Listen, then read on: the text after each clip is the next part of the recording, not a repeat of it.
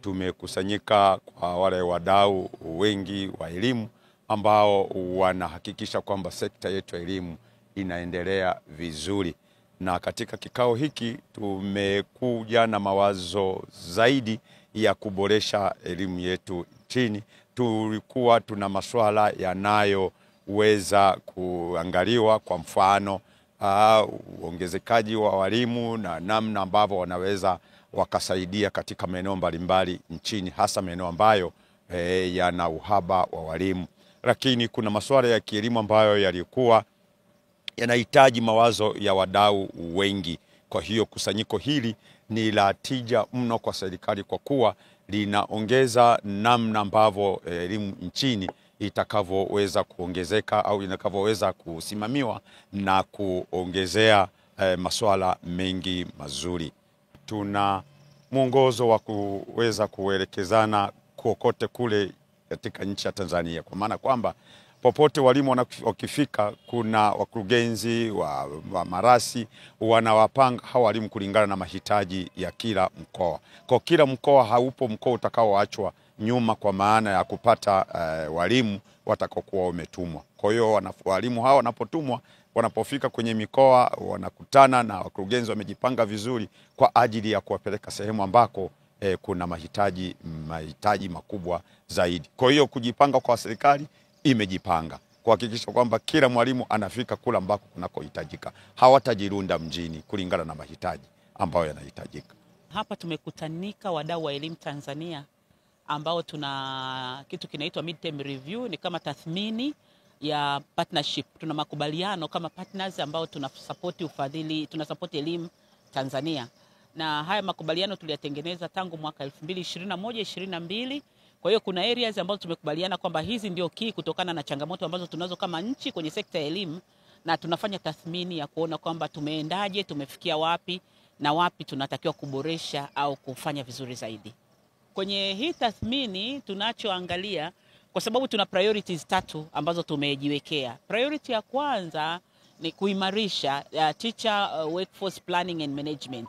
Mipango ya kupanga kuwa na walimu, kuwa manage walimu na vitu kama hivyo. Kwa hiyo tunamwangalia mwalimu tangu anapokuwa recruited, tangu anapoajiriwa mpaka anapoondoka. Na tumeangalia hii kwa sababu wakati tunaanza kudesign huu mradi, tulikuwa na changamoto ya uhaba wa walimu, hasa kwenye sekta ya primary na secondary. Kwa hiyo tunaangalia sasa, tunatathmini tumeendaje, tumefikia wapi, je, tumeweza kuisaidia serikali au hapana. Lakini eneo lingine ambalo tunaangalia pia ni mazingira ya kujifunza na ufundishaji, teaching and learning environment, kwamba kwenye mashule kukoje, kuna changamoto zipi. Kwa hiyo tunaangalia vitu kama uhitaji wa vitabu vya walimu. Nadhani juzi hapa mmeona waziri mwenyewe akisisitiza kitabu kimoja mwanafunzi mmoja. Kwa hiyo hivyo ni vitu ambavyo tumekuwa tukipush kama partners kuhakikisha ya kwamba mazingira ya ufundishaji na ujifunzaji wa watoto wetu yanaboreshwa na kuwa mazuri. Lakini jambo la mwisho ambalo tumekuwa tukilitathmini ni masuala ya jinsia. Jinsia tukiwa tuna maana jinsia and inclusion. Tukiwa tuna maana ya kwamba tunapoangalia performance kwa mfano ya watoto wa kike, ukiangalia shule za msingi wako wengi, sekondari wako wengi, lakini tunavyoendelea kwenda juu unakuta hiyo namba inapungua. Kwa hiyo tunaangalia jinsia kwenye maeneo hayo, lakini tunaangalia pia jinsia specific, tukiangalia walimu, viongozi wa kike, je, tunao wa kutosha. Lakini tunaangalia pia na inclusion, kwa sababu ajenda yetu ni kwamba hatutaki kumwacha mtoto yoyote nje ya sekta ya elimu.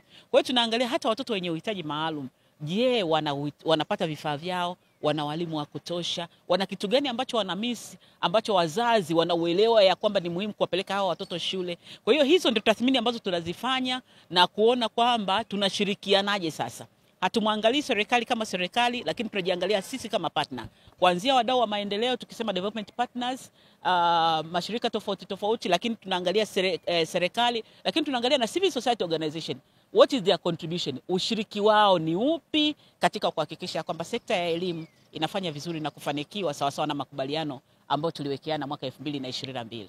Tumegundua kwamba kuna donors wengine ambao si sehemu rasmi ya kundi letu, lakini wanatoa mchango mkubwa sana, ambao katika lugha nyingine wanayoita social corporate responsibility. Wanatoa mchango kwa kupitia social corporate responsibilities. Nakuta kama mtu mwingine labda ana tours, yupo kwenye maeneo kwenye kitongoji fulani, anachangia ujenzi wa shule, anachangia kujenga choo, anatoa vifaa vya shule, vifaa vya elimu. Kwa mfano kuna mdau mmoja amejenga shule 5 za msingi na sekondari, yupo lakini hayupo kwenye kundi letu. Sasa katika tathmini yetu tumegundua kwamba kuna watu kama hao. Sasa sehemu mojawapo ya kazi yetu hapa sasa ni kuangalia kwamba je, watu kama hao ni vipi ambao tunaweza tukatambua mchango wao, tukawathaminisha, lakini tunaweka wapi? Kama yeye kwa mfano ni tours lakini amechangia kupitia NGO na amechangia upande wa elimu, inabidi tutambue mchango wake. Lakini sasa swali na kuwepo ni kwamba anakuwa regulated vipi? Anaweza kawa anatoa mchango lakini akawa anatoa na masharti, na wengi wamekuwa hivyo. Anasema mimi natoa mchango lakini sharti langu ni ABC. Kwa mfano mwingine anasema shule inayojenga itakuwa English medium. Sasa unaweza kaona ajabu kwamba huko walikoenda kujenga shule English medium, kuna watoto wanatoka kule wanafuata shule za serikali, kwa hiyo wanatoka huko. Alafu kuna watu wanatoka huku mjini wanafuata ile English medium. Kwa hiyo basi linapishana na wenyeji. Sasa nakuta kwamba tunasema kidogo inaita changamoto, kwa sababu sasa unajenga matabaka, na sisi lengo letu ni kwamba elimu iweze kumfikia kila mtoto. No one should be left behind. Kwa hivyo tunapojenga ubia na serikali ni kujaribu kuhakikisha kwamba kuna ule usawa ambao wanaita equity. Kila mmoja aweze kupata elimu, kila mtoto aweze kupata elimu, kila mtoto aweze kupata vifaa vya elimu. Kama mtoto ana changamoto labda watoto wenye mahitaji maalum waweze kupata hivyo vifaa. Tumedhamiria tunaboresha elimu yetu.